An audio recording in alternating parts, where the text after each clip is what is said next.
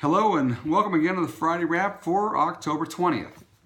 Now we have seen some isolated floodings in Burr Ridge since my wife and I moved here 30 years ago this month, but nothing as bad as it was this past weekend. After a record 9.5 to 10 inches of rain fell over a period of probably 36 hours, it was too much for the creeks or retention ponds to handle, and resulted in flooding in Peppermill Court, 79th and Drew, and many of the county streets, such as Madison Street, and even the frontage road in front of Loyola, which closed down that medical center for the day. Last Sunday, my wife and I attended the official opening of Mount Assisi Retreat Center. After several years of planning, guidance, donors, and help from parishioners and alumni, the school sisters of St. Francis of Christ the King have converted the classrooms of Mount Assisi Academy into a first-class spiritual retreat center that I've watched actually get built over the last several years. The effort was led by Sister Barbara Markovich, and it is an incredible transformation from the old classrooms and brand new use for the formerly all-girls high school. It is being booked up quickly, but if you'd like more information, you're welcome to call Sister Barbara directly, which I just texted her a little while ago, and she said you're welcome to use her cell phone. It is area code 630-257-8368.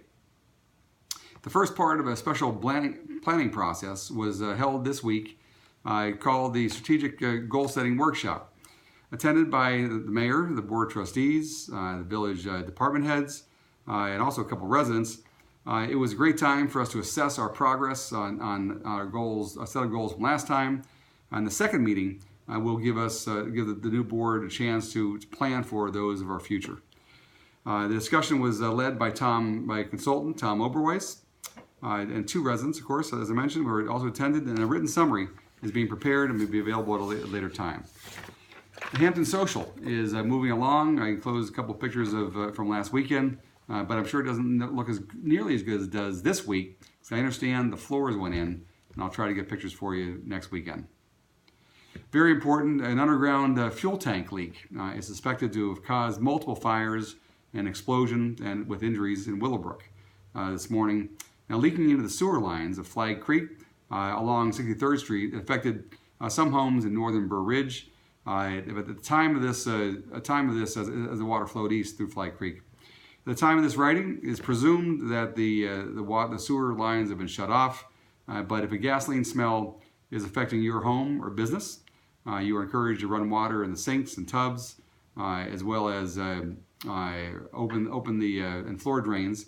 Open the doors to ventilate and notify Flag Creek Water Reclamation District, which is area code 630-323-3299.